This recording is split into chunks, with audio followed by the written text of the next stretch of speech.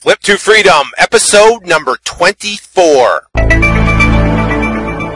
Hello again, this is Sean Terry from the Flip to Freedom podcast. I'd like to welcome you to episode number 24. Now, I am here to help you escape the 9 to 5 and live the lifestyle of your dreams by learning how you can make an absolute fortune flipping properties in your spare time, even if you're brand new and you've never ever bought real estate before, you have no credit, you have no cash. Even if you don't know anything about real estate, you can now learn how to do this through this podcast. All right, now in this episode, we are going to talk about how to find deep discount properties, and we're going to focus on simplicity because there are literally hundreds of ways to find these properties, but I'm going to give you the 3 absolute best ways. And this is a continuation from the series on a fast start to your very first big check. In episode number 22, we talked about the secret to finding cash buyers. Definitely listen to that. It's the first step. The second one in episode 23 is on building your real estate investment dream team, which is important. In this episode, we're going to talk about finding deep discount properties, the top 3 ways to find these properties, what exactly are we looking for, what to say, what the objective is. And I'm actually going to break this down into 2 episodes. In the next episode, we're going to talk about how to evaluate the deal, how to negotiate with the seller, and how to get the contract. Now, I also have 2 questions from a couple different people. First one is from Corey Smith, and he asked about subject to deals. What is inside the mind of a buyer when they're looking to buy a subject to deal? What's the benefit for them? And I'll answer that question for him at the end of the show. Also, too, a question from James regarding Craigslist, their procedures now, and I will answer that at the end as well. Also, I want to thank the people, a couple different people who put reviews into iTunes, who actually went into the iTunes store and submitted reviews, and I really, really appreciate your nice comments. Thank you so much for doing that. That definitely helps in the ranks. The first one is dollar cents, I think, is the handle I get for that. And thank you very much for that. And Sweet Mac, thank you very much for submitting a review. I greatly appreciate that. Now, if you haven't done so already, you can go to flip2freedom.com, flip2freedom.com. You'll see a video of me on the front page. There's a place where you can put your email. And if you put your email in there, I will email you a link to a page to where you can download a free book, a 129-page book. It's a comprehensive blueprint on how to quit your job in 19 weeks or less. And I pretty much go through everything in this book from start to finish on exactly how to go out and make money in real estate. I've got a lot of great reviews on it. I've had people say that they have paid, upwards to over $1,000 for the exact same information I'm giving away for free. So if you haven't done that, go to flip2freedom.com and you can get that for free. And also, to the Flip to Freedom Academy premium coaching program is going to be released this week. I'm going to have a series of videos that will show exactly how to do this business. And you can actually take this information and use it and apply it and start making money immediately. If you want to have hands-on, someone that can hold your hand through the process, someone to call, then we're going to actually have a Flip to Freedom, a premium coaching program that I will work with only 50 people out of that, and it's a first-come, first-served basis. So keep an eye out on your email. You'll be seeing information coming up on this shortly. All right, now let's get into it. Let's talk about how to find deep discount properties. All right. Now, first off, let's look at. It's almost like the best way I can explain it is this. It's like digging for gold. If you're going to dig for gold, right? Well, first off, you want to, figure out where the gold is, and you're gonna do some research, kind of figure out where the actually gold is, and then you're going to start digging. You're going to have your tools, right? You're going to have a shovel, and you're going to have a pick, and you're going to have an axe, whatever it is, and you're going to start digging for gold. And when you start digging for gold, now think about this. Think about if you had no idea what gold was. You were looking for gold. You knew it was there, and you knew it was valuable, but you had no idea what gold was. You didn't know the difference between a rock and a piece of gold, or a piece of dirt and a piece of gold. That's what it's like when you're first starting out and you're marketing for motivated sellers. You don't know the difference between dirt and gold. And the rule of thumb is this. For every 25 leads that you get, one of those is actually going to be a gold nugget. One of those is going to be the one that's going to work, and there are going to be a motivated seller, and you're going to be able to turn that into a profit. So what happens is you're going to have 25, actually 24 of the leads that come in that's going to be dirt. And I was talking to a gentleman here locally that I'm working with on doing a couple deals, and he got a lead that came in, and and he's like, is it a one? Is it, this is a great lead. It's like the first lead that came in, and I was like, dude, that's dirt. That is such dirt. It's not even funny. If a guy's like, listen, I want 170,000, and all the comps are in the 140 to 120,000, and we got to be at least at the 60, 70, 80,000. The guy's adamant that he wants 170. Well, hey, guess what? That's dirt because the motivation level's not there. So when you start doing this, now for me, I know exactly what gold looks like. I know exactly what gold sounds like when I'm talking to a motivated seller, and what their urgencies are and what they're looking to do. And because I've done so many deals, but when you first start, determining the difference is by far the most difficult part. But what happens is once you do 2 or 3 or 4 or 5 or 6 deals, and you take calls and you deal with this marketing information, the calls that are coming in, you'll determine very quickly what the difference is. So we're going to get into that too, and exactly determining the difference between what is dirt and what is gold. Okay. All right. So now let's talk about the marketing, right? Because we got to get the phone to ring. We got to get 25. For every 25 calls, right, 25 leads that we have, we got to get one piece of gold. So the difference between someone that's massively successful and the person and an investor that's not is that the person that is massively successful gets these 25, 50, 75, 100 leads coming in all the time, and they have those leads coming in fast. That's the only difference between me and you. I have leads. I have set up my system between these marketing methods to have leads coming in all the time. I'm always looking at different deals that are coming my way, and that is the difference. I mean, what's great about it? It's not rocket science. You don't have to be brilliant. You don't have to be smart. You don't have to be some negotiation guru. You don't have to be whatever. The bottom line is the more leads you get, the more deals you'll get, and the more money you'll make. That's it. So all you got to do is start cranking up on the lead generation, and you'll start making more money. All right. Now the top 3 ways, okay, that we can find deep discount properties, and I use these 3, and you've heard me talk about them if you listen to the previous episodes. And I use these 3 because they work, because you'll get results.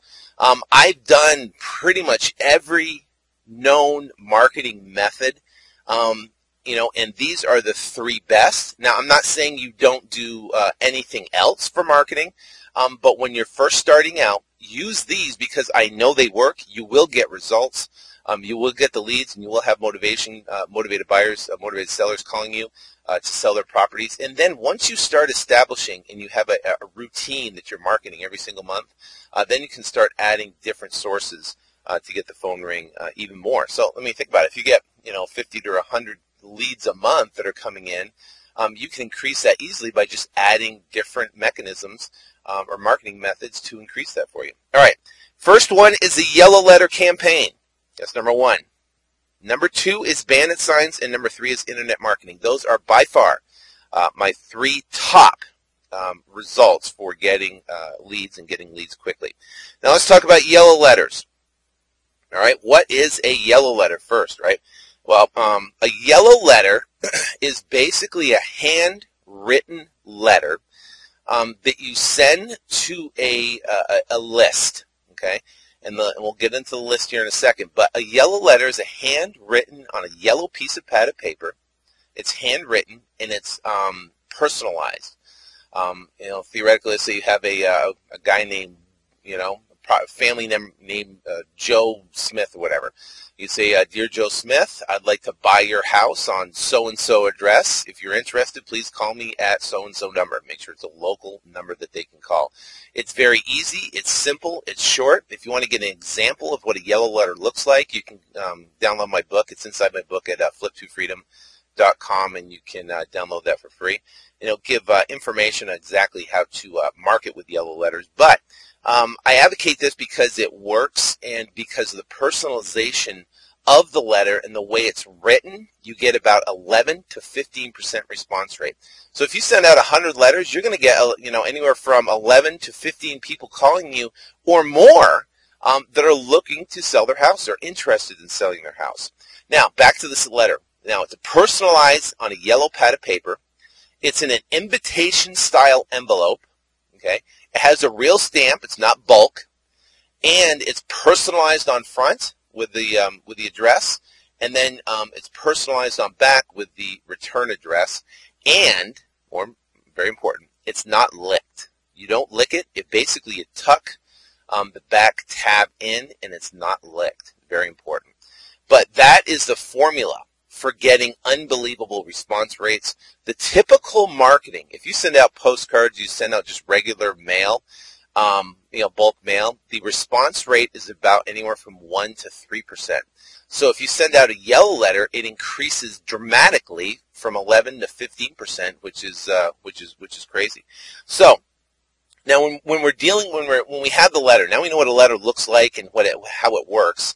Let's talk about the list, because the money is in the list. The money is where you target, where to find these people to send them this letter. One of the best lists that we use, top 4 list here, our first one is the inheritance list. The inheritance list is people who inherited a property. Now, why is that so great? Why are they motivated sellers? Because first off, they've never owned the property. They didn't purchase the property, and inheritance is almost like found money. They get this property, and it has, might have, their typical or older type of properties. It might have AC problems, roof problems, plumbing problems, electric problems. Might be, tax issues on the property. Might be a lot of different things that are affecting. Might be a distressed property, and they just don't want to deal with it, and they just want to get rid of it, and they want to get rid of it for whatever they can. Because it's a burden, and it's a long process for them to go through that process. So inheritance there is high motivation for people looking to sell their house. You can get the inheritance list from usleadlist.com. Just Google usleadlist.com. You can talk to Lance. He's right on the front of the homepage. Just give him a call, and what he can do is do a search in your particular area for leads in that particular area. Now, so you can know exactly how many inheritance leads. Some counties there's not that many. Some counties there's a lot, depending on what cities that you live in. But I would definitely include that in your marketing. Okay, the next one is absentee investor. An absentee investor is someone who has a property. They live out of state, and it's an investment property. They bought it for investment purposes as a rental, per se, and they're out of state. Now, what happens is you can sometimes catch someone where a tenant has moved out or trashed the property, or they just want to get rid of it, and they don't want to deal with it, and then you can come in and purchase that property from them, or actually, tie that property up on a contract, so then you can flip it and make a profit. So an absentee investor is great. You can get that at listsource.com, and you're looking for an absentee investor or absentee owner with 50% equity, meaning that their loan to value is 50%. And there's a search criteria within ListSource to allow you to do that. All right, next one is probate. Probate is great, and typically probate, you can find that, just search probate leads in Google. What is probate? Probate is someone who does not have a will. A will is typically an inheritance. So someone inherits a property and they have a will, and the will or a trust basically tells them what to do with the property. When you go through probate, is someone who doesn't have a will or a trust, and they go through the legal basic procedure to get that property in their name, so then they can turn around and sell it. It takes about a 4 to 6 month process to actually get to basically do that. But they usually have attorneys do that. And probate is another one. Is very close to inheritance, where there's not. It's like found money to these people, so they can turn around and do it. So you can go just search Google probate leads. The next one is foreclosures or pre-foreclosures, not foreclosures, pre-foreclosures. Pre-foreclosures is the action prior to the bank taking it to the foreclosure process. You can get that on listsource.com. Pre-foreclosures are great. That's how I got started targeting pre-foreclosures. The issue I find with pre-foreclosures is that most of the deals are upside down. Okay, upside down meaning they owe more than the property is worth. So with pre-foreclosures, what I typically do is I target lists with deed dates, a deed date 1999 and below. Okay, now why do I do that? That's when the original deed was, or the mortgage note was originated. So it's like it would be the deed or a mortgage note 1999 and below. So you can basically do that search inside ListSource, and what happens is it will pull up and kind of narrow the list down. And if they have 10 years or 11 years worth of equity or paying on that loan, then there's a good chance that there's some equity in the property, depending on the city or county that you're in. All right. All right, now with the yellow letter, you can write them yourself, and you can target these lists. And if you're brand new, you have limited funds, I would definitely start with that. You can write them out, and you can mail them out yourself, and you will get calls. Or you can go to yellowletter.com, that's yellowletter.com, and you can have them written for you. That's what we do. We just order the list. We send it over to yellowletter.com. Lady by the name of Susan over there, she'll write all the, they'll have their company write the letters for us. They'll send them over, and they're about $1.39 a piece to do it. So if you do 100, about $139 plus shipping, whatever that is, FedEx shipping, to send them down. But that's not bad. And you can send those out, and you'll potentially get some deals, off that. All right. Now, when you are marketing for the yellow letter, right? And let's say you now have let's say you got your list, right? From ListSource. Let's say it's absentee owners or pre-foreclosures or probates or inheritance, whatever it is. You got your letters. You wrote the letters, and now you mail them out. Okay. Now, make sure you have on there a local number. Make sure they call a local number. Don't put an 800 number. The response rate will go down.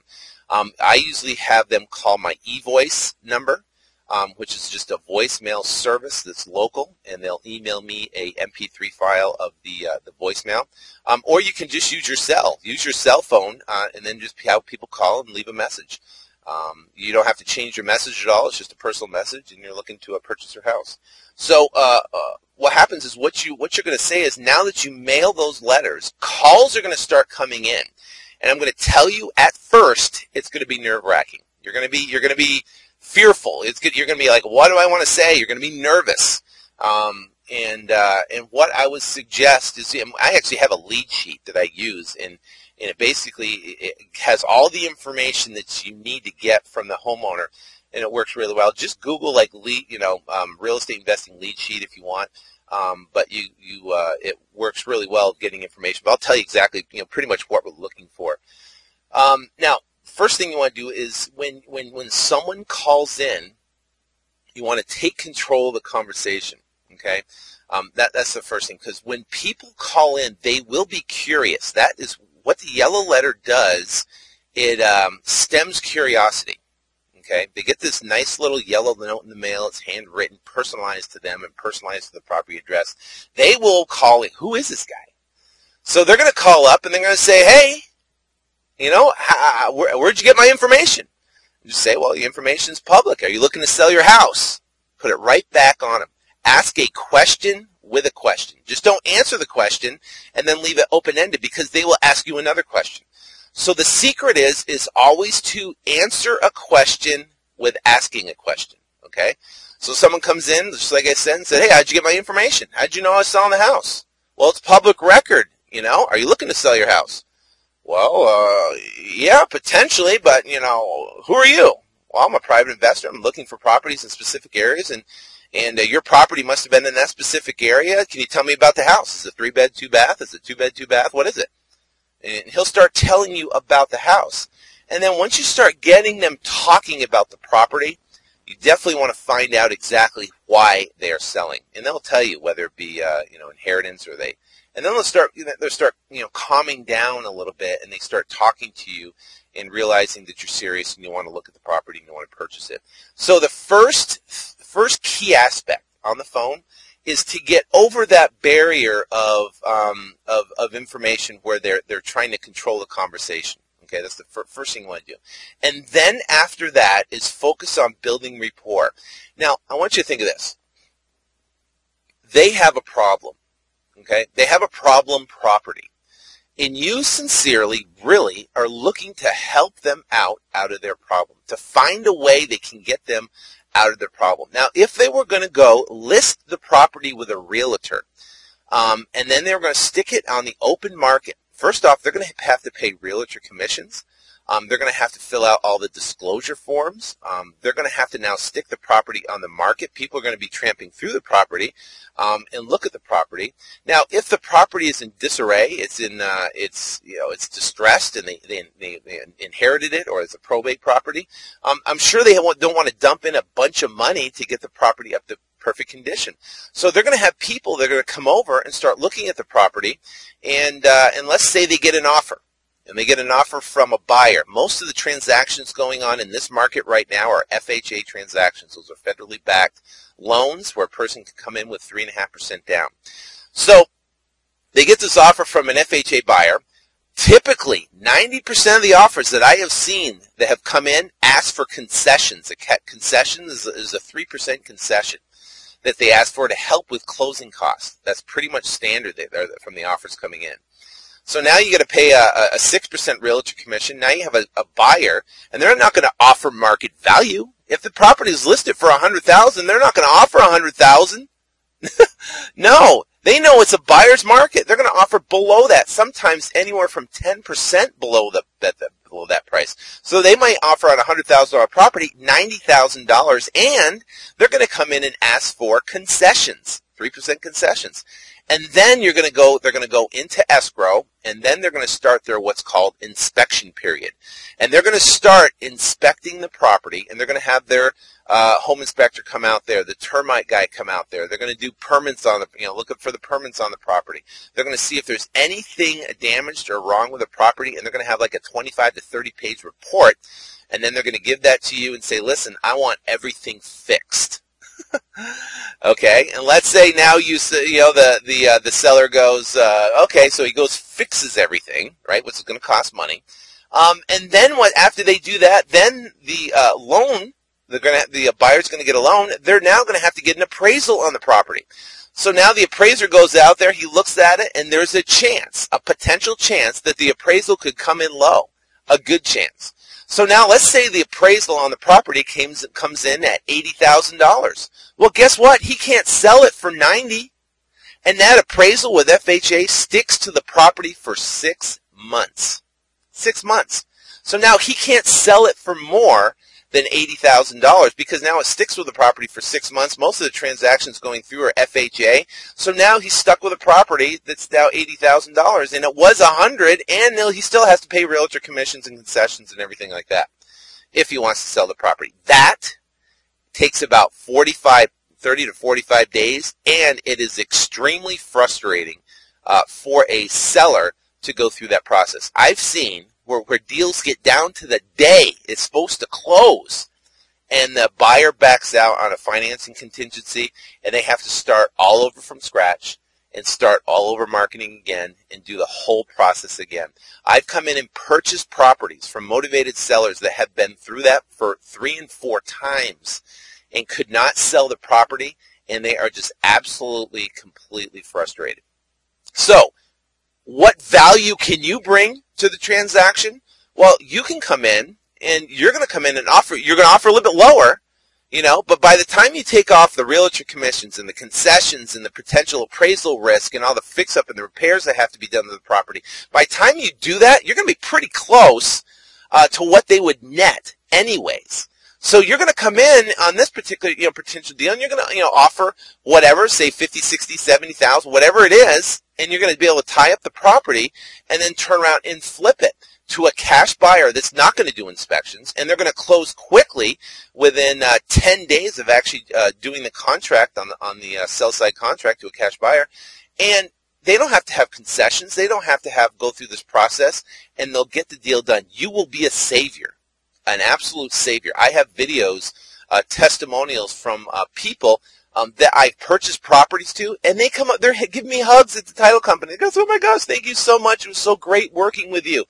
And they're selling the house below market, and we're making a profit because we're taking that burden off their back, and they don't have to deal with it. They can just deal with one person, and we can walk them through the process, and if it's done right, you can be successful. They're going to be happy, you're going to be happy, and it's going to be great.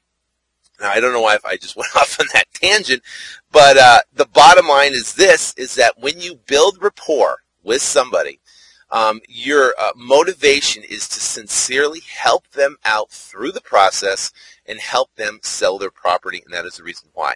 So when you're talking to them, they're calling in, you want to get the property information, you want to find out their motivation level. How do you find out their motivation level? You ask a simple question, and I've said this before.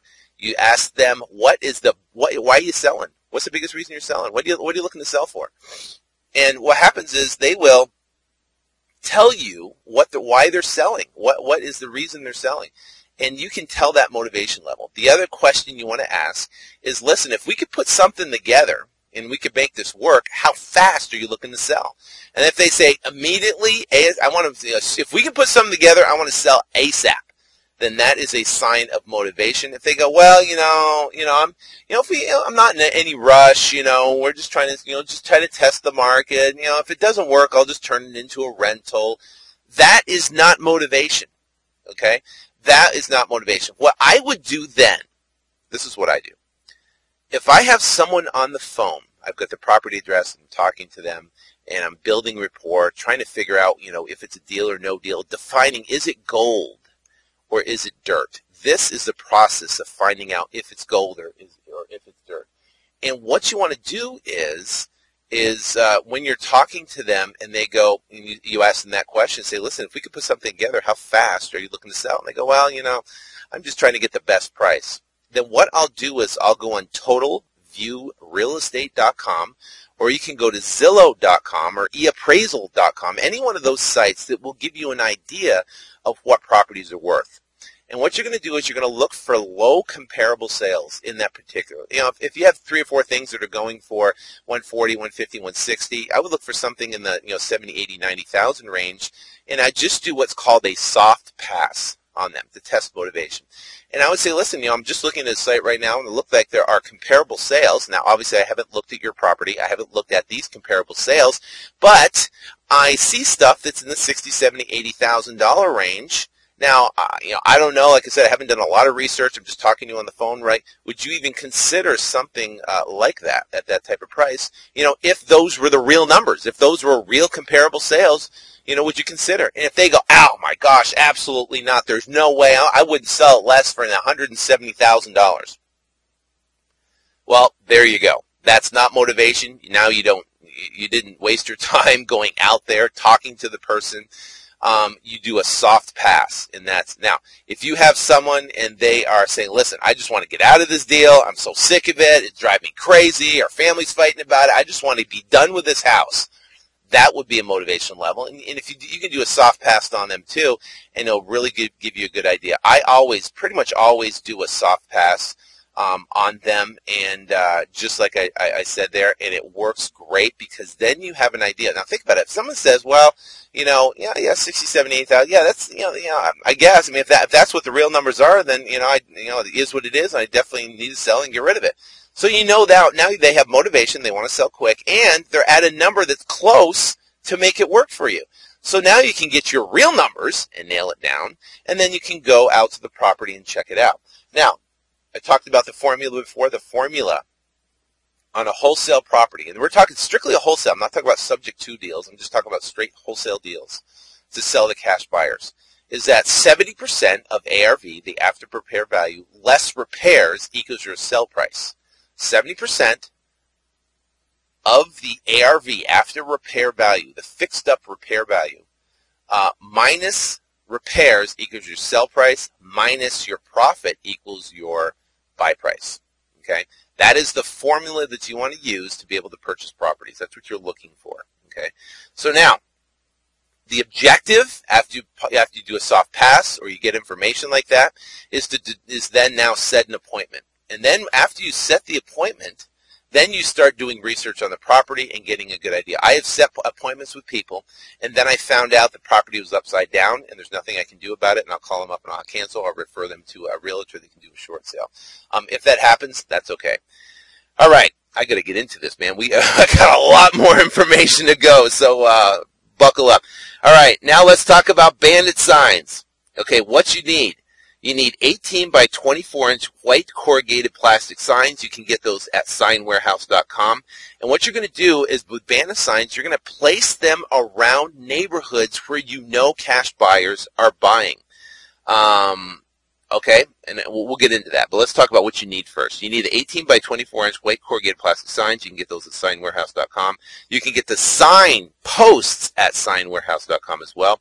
You need an untraceable number at evoice or patlive.com, and you need a large black or red Sharpie to write, "We buy houses fast for cash." You can do that. We buy houses or sell house fast for cash, call, whatever. Either one of those work. Handwritten seems to be the best. I've had them printed out before, and the response rate is way, way better with handwritten signs.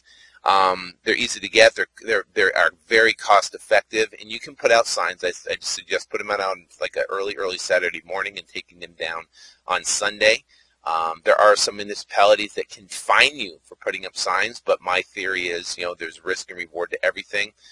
I'll be willing to pay the fine because I've made tens of thousands of dollars on Bandit Signs, and they work really, really well. But that's a choice you can make for yourself to determine if you want to do that or not. If you are not comfortable with that, then don't do it. That's all I can say. All right, so you can get eVoice or PAT Live. Now, what to write? We buy houses fast for cash, and put your local phone number and write it big. And then the question becomes, where do you put them? Well, if you've listened to episode 22 talks about finding cash buyers. Now, when you start marketing for cash buyers, and I gave you a list of questions you can ask these cash buyers. And one of the questions is, what part of town do you specifically like to purchase in? And they will give you. And now, once you've talked to 5, 10, 15, 20, 25 cash buyers, you're going to understand that there are certain pockets of your county or your town that they like to purchase in. Well, guess what? That's where you put signs out. You put signs out in those areas, because if you get deals in those particular areas, you can put those together and match them up with the cash buyers. They're looking in those areas. Like, I'll give you an example. We have a historic district down, actually a lot of historic districts down here, but there are buyers that specifically look for the historic district properties, the older properties they can do full renovation on. Well, we target those areas heavy with Bandit Signs all over the place, because we know we have buyers looking for properties in there. And if we have a seller that calls us up, well, then we can put those two deals together. Market where you know people are buying. Put Bandit Signs where you know people are purchasing properties. Okay.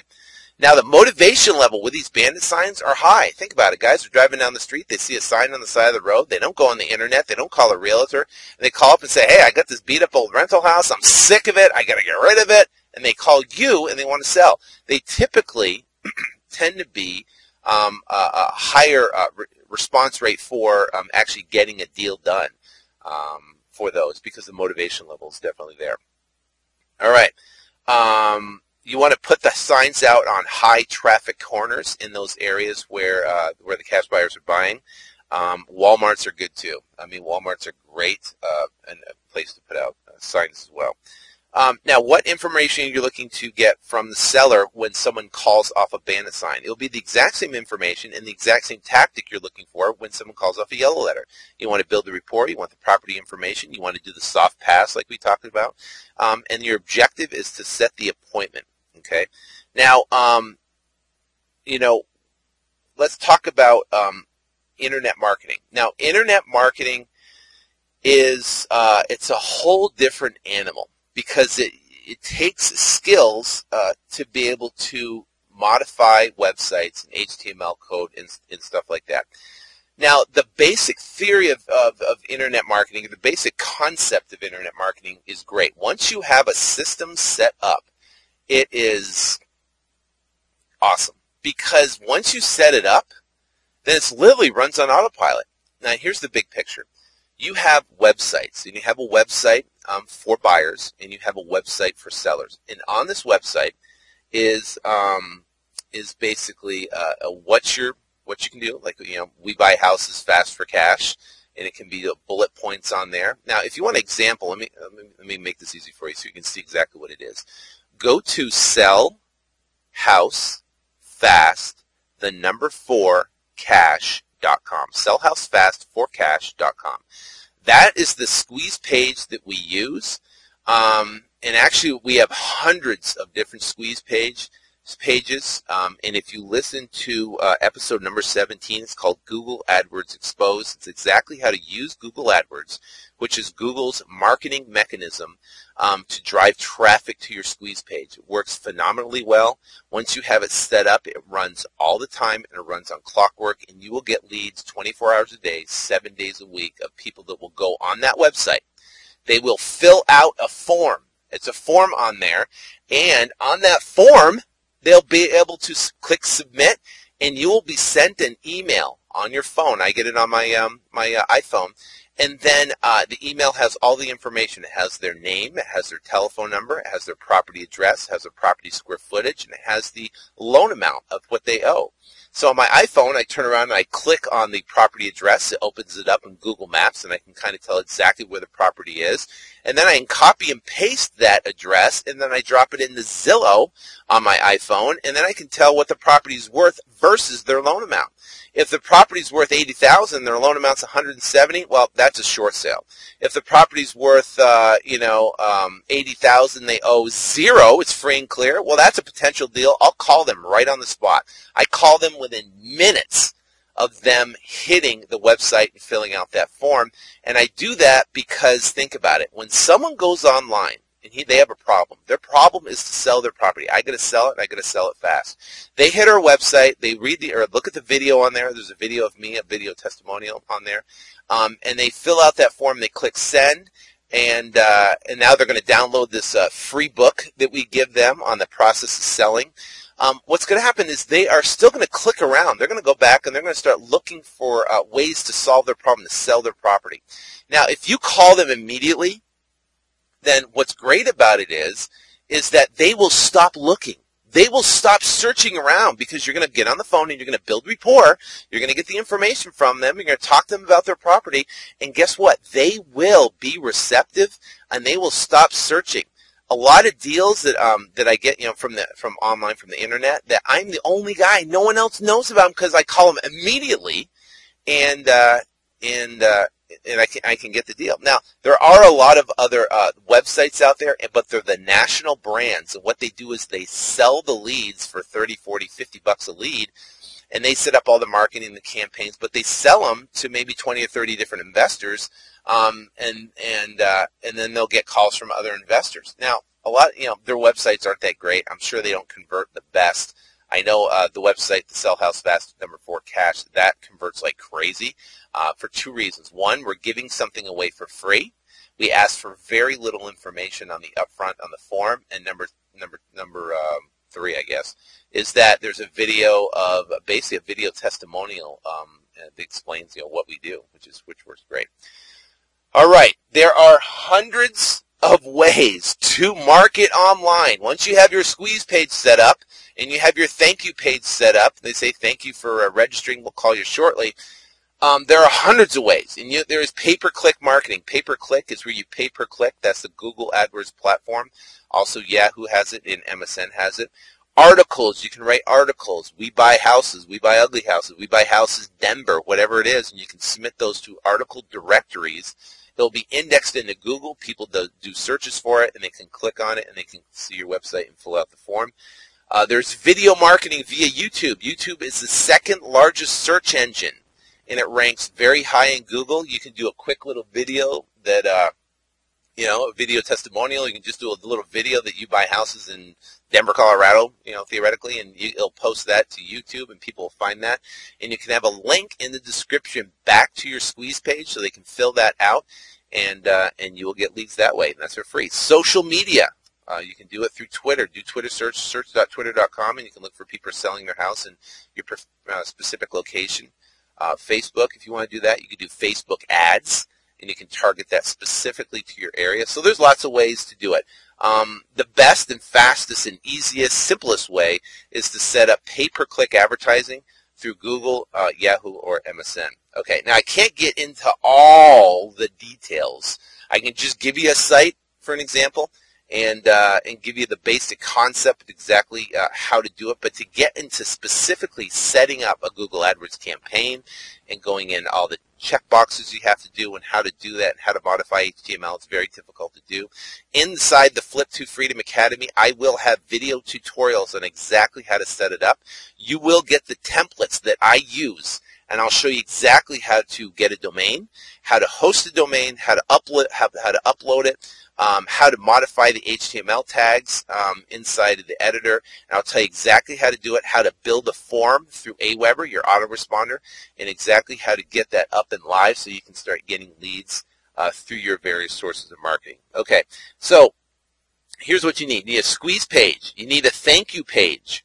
You need a free giveaway, and I'll actually give you my giveaway that I wrote that you can use to actually give away to other people. You can just modify it for your local area and put your contact information in there versus mine. And then an autoresponder. An autoresponder is an auto email that's set up, and that's through aweber.com. And Aweber's great because what Aweber does is that it allows you to capture the person's information, and that will send you that email that we talked about earlier, but also, too, it'll put them in a database. And I have 1 year worth of preloaded messages that I've already wrote that comes out every month, and it will automatically follow up with the seller every single month. So let's say, for an example, they hit the website. Maybe we could make something happen. Maybe I made an offer and the offer is too low. They'll get an email the next month saying, hey, you looking to sell? Are you still motivated to sell? You still want to sell? And I get people to email me back. I just got someone to email me back last week, last Friday, where I'm meeting them on Wednesday. And they have the property on the market. They've had it listed. I came in, my first pass offer I offered of $122,000. They were at $195,000. For the property. They called me back and said, hey, it's been like 6 months, and they've got to email me from me every single month with this auto email. They called me back and said, I think we're ready to sell now. I've tried it my way. It doesn't work. If you want to talk, please come over Wednesday. I'd love to talk to you. Well, guess what? I will get that property for under $122,000. I guarantee it. Because guess what? Market's changed, and motivation level has increased. So I will get that property. But guess what? He'll be done with it. He's an out-of-state. He's sick of dealing with it. He's so mad at his realtor for doing nothing. He just wants out. He wants to get rid of the thing. Well, I can come in and solve that problem for him. All right. So you need the autoresponders and a domain and hosting, which is you have to obviously have a domain that you can put your website on and host it, and you can do that through GoDaddy or Bluehost.com. Okay. Like I said, if you want to see an example, go to Sell House Fast Forecast, the number forecast.com. You can see what I do there. Now, if you want an HTML editor, go to Composer, K-M-O-P-O-Z-E-R.net. Composer, just Google Composer. It's a free HTML editor, and what you can do is you can actually build right through there a website. Now, like I said, in the Flip to Freedom Academy, I will give you the templates, and you can just open it up in the Composer, make a couple modifications, and you'll be live on there. All right, so we talked about the autoresponder via Aweber. He's going to collect the information. Now, pay-per-click advertising. Pay-per-click advertising is great, and the best is through Google, of course, because they get the highest traffic. And you want to set up a campaign through there. You want to set up a campaign for buyers and also a campaign for sellers, which works great. We have multiple campaigns that are going all the time, and they're always getting cash buyers, and we're always getting motivated sellers through these different campaigns that we do. All right, now, I am going to stop here for this particular episode, and in the next episode, I am going to go into detail. So now you have leads coming in via internet marketing. You have leads coming in via the yellow letter. You have leads coming in via Bandit Signs. I gave you the information on what you're looking for, how to find the difference between gold and between dirt, how to know the difference. I also talked about exactly what information you'll need from them, how to find their motivation level, how to, to basically get all the information so that your objective is on that call is to set the appointment. Now, in the next episode, we're going to talk about what to do on the appointment, what information you need to go on that appointment to get the deal done, and negotiating with the seller and getting that contract. And then once we get the contract, the episode after that, we're going to talk about opening a escrow and the process of selling the property fast for cash to your cash buyers, and then closing the deal and getting your very first big check. Okay. Now, I can tell you there's a lot of information, and it's very difficult to cover in just an hour long or hour and a half long, however long this is podcast. But I'm trying to give you as much information as possible so you can take this information, go to work, and start generating leads, which generating deals, and start making some money on this. But the big concept is to have all these different leads coming in so you can sort through them and make a profit. Now, if you're working on a part-time, or if you were doing this on a part-time basis, you have a full-time job, if you set it up with your eVoice accounts and you do marketing on the weekend, you have internet marketing set up, and you have calls coming in via yellow letter or via Bandit Signs, they can all go to a voicemail.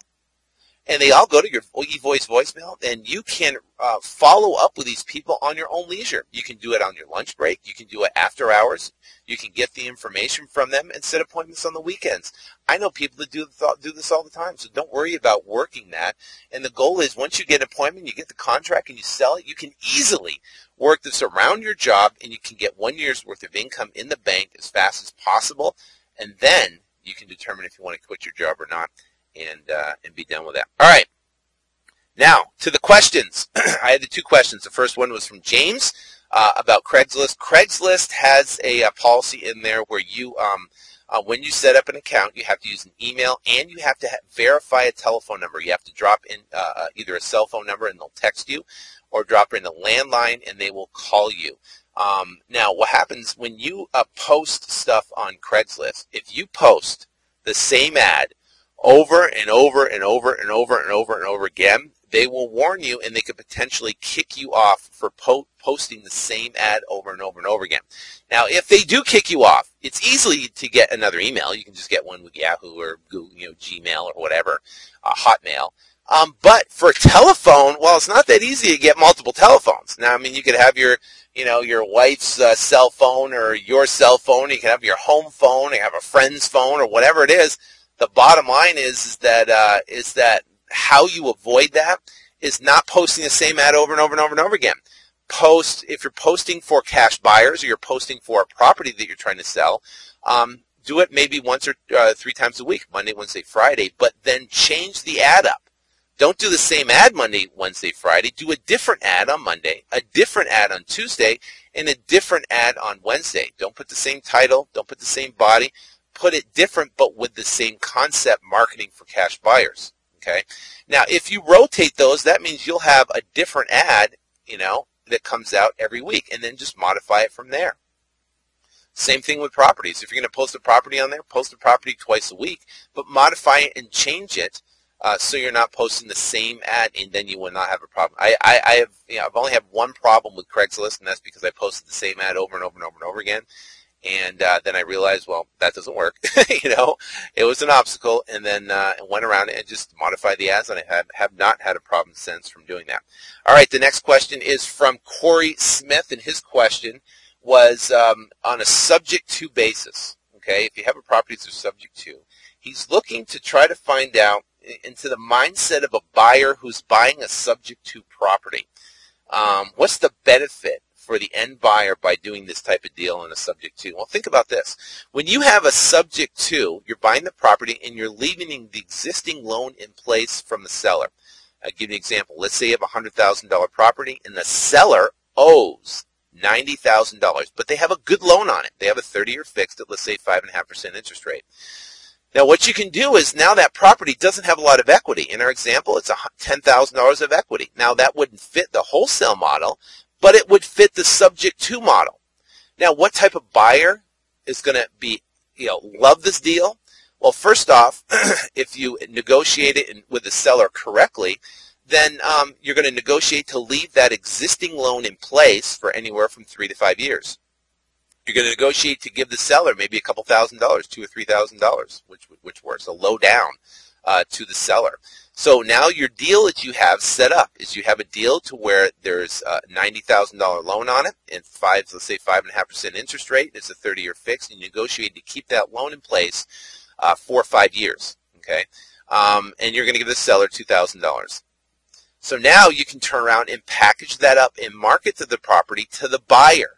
That's who he's wanting, is the buyer. Now the buyer is now, let's say they're going to come in with $12,000, okay, or $13,000, $1,000 for closing costs. Let's call it $13,000. They're going to come in with that money, of which $2,000 is going to go to the seller, $1,000 is going to go to closing costs, and then you will walk away with a $10,000 profit for putting the deal together. Now the buyer is now going to own the property. They're going to be on title, and now they're going to have a loan in place that they're going to pay directly to a servicing company or directly to the bank. The servicing company is what the title company will set up to service that loan, or they can pay it directly to the bank. Now, what's the advantage for the buyer? Huge.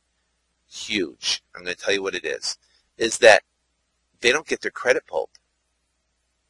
I mean, think about it. There are people right now in this marketplace that their credit's not that great, right? But they do have cash down payments.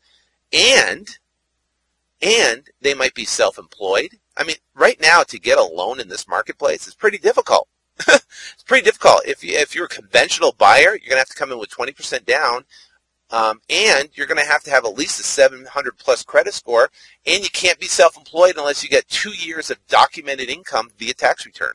So that's the loopholes you have to go through dealing with a bank to try to get a loan on the property. But if you negotiate to leave the loan in place for 5 years, now a person can come in, they can put their down payment, they don't have to worry about credit check, they don't have to worry about appraisal, they don't have to worry about that hassle of the hoops they have to jump through. So they're going to get into a property and purchase a property at one of the best times ever.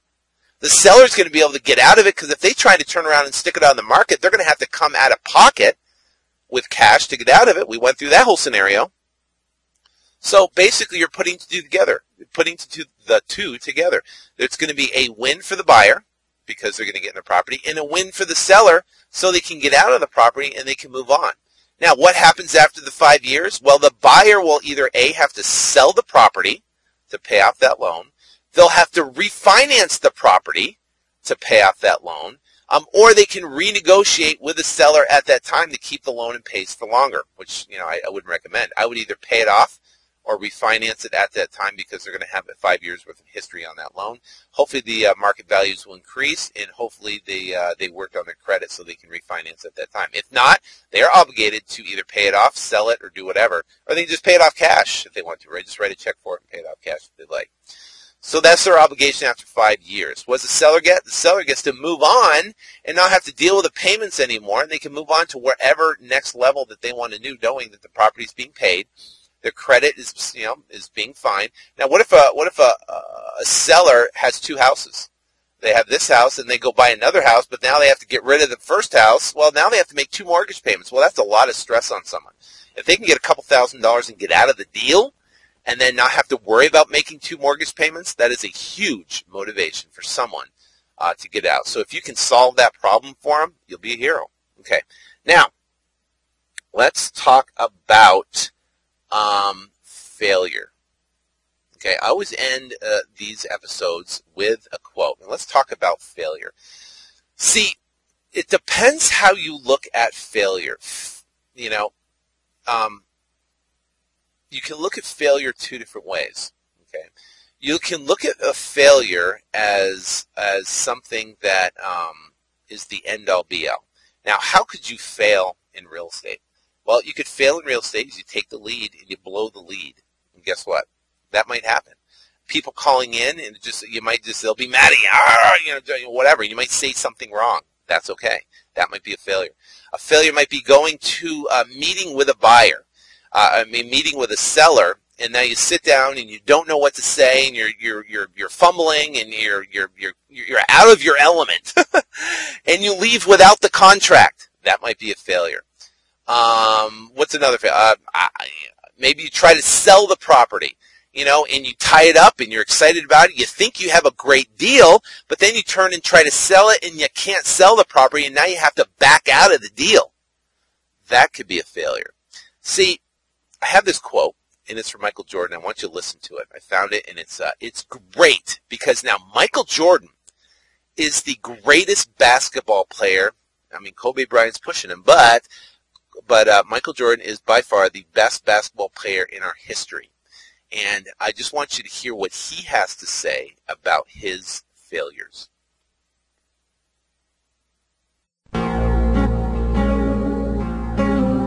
I've missed more than 9,000 shots in my career. I've lost almost 300 games.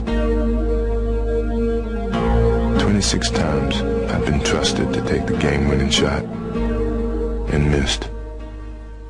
I've failed over and over and over again in my life. And that is why I succeed. So that is Michael Jordan on failure. He has failed thousands of times. Think about it. He has the game-winning shot on his shoulders. The stadium, the auditorium, everything is, the Coliseum, everybody is looking at him. The basketball, the coaches, they sweat for an entire game. The coach says, "Okay, Michael, the ball's going to you. We're gonna take it out of bounds. We're gonna give you the ball, and we want you to win the game for us." And you have everybody in the Coliseum, you have everybody in ESPN, all the news cameras, everybody, and they give him the ball. He shoots, and he misses. That, think about that. If you were him and you had the pressure of everybody looking at you, the team on your back, and you played so hard, and you have one shot to make it, and you shoot, and you miss, and it bounces off the rim, what happens to the crowd? They're just like, oh, no, and there's just such disappointment there. And the crowd leaves, and everyone's bummed out, and he has to go walk down the tunnel back to his teammates knowing that he missed that final shot for that game-winning for them to win the game. That is a lot of pressure. That is failure. But he says those failures is why he's a success. See, if you look at failures as the end-all, be-all, then they'll just be failures. If you look at failures as a stepping stone of getting better and getting more information and learning from that, so then the next time you can succeed, that is what it's all about, because you're growing. So listen, don't worry about it. Don't worry about failure. Look at each stepping stone that you do, the appointment that you go on, and you blow it with a motivated seller. It could be a great deal, but you blow it.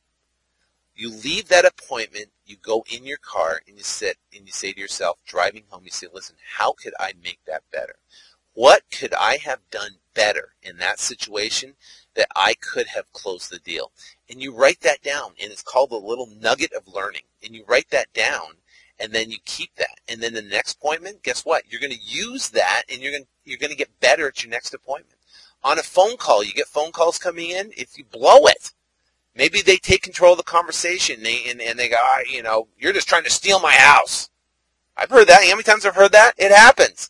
How could you take control of the situation? You could take control of the situation or learn from that failure by asking the right questions and having a sincere interest in how you can help them out. If people I know that are not motivated enough to sell, I'll just tell them, say, hey, listen, I've got some great realtors I can refer you to. I suggest that you just sell it on the open market. That'd probably be the best thing for you to get the most amount of money. Because honestly, maybe I'm not your guy. I'm the guy that's going to come in and I'm going to solve the problem. I'm going to solve it quick, and I'm not going to ask you for a lot of stuff. But I am an investor, and I'm looking for a discount. And that's just straight up. So I might not be your guy. But you might have a realtor that can try to sell it for top price. If for some reason they can't, give me a call. I'd love to work with you. If you're straight up with people like that, then they will be happy to do business with you, and they won't get mad or angry that you're coming in with lower numbers right from the start. So you can learn from those failures, and learn from it and jot it down in your journal or whatever it may be, or your phone, and those nuggets, and get better and better and better. See, there is no failures. There is none. It's just learning experience. So when you start doing this business, there's a learning curve, and a learning curve about being brand new, and then there's going to be a learning curve about marketing. There's going to be a learning curve about talking to motivated sellers, negotiating deals. That learning curve you'll go through. But think about it. Once you're at the top of the learning curve, and you've been doing it as long as I've been doing it, then guess what? There's no fear and there's no failure, because everything is just a learning experience. There are some things that I would do, in real estate that I wouldn't do today, and I learn from it. Not because I look at them as massive failures. I look at them because, hey, guess what? I would do it different. I would just do it different. So things happen. And I know for a fact that if you look at it like that, then each stepping stone will be growth versus, basically taken away from it. All right, so next episode we're going to get into detail on how to get the contract and negotiate. I love this part. This is the best part. I love negotiating with motivated sellers. And stay tuned for your email, because I'm launching flip2freedom.com. I got some great spreadsheets for you coming out. I got some great videos coming out for you. Some great free content that is just going to blow you away, and I've been working on it, and I hope you're going to love it. But stay tuned for your emails. Definitely check that. And until next week, I wish you ultimate success in your real estate investing career. Take care, and God bless.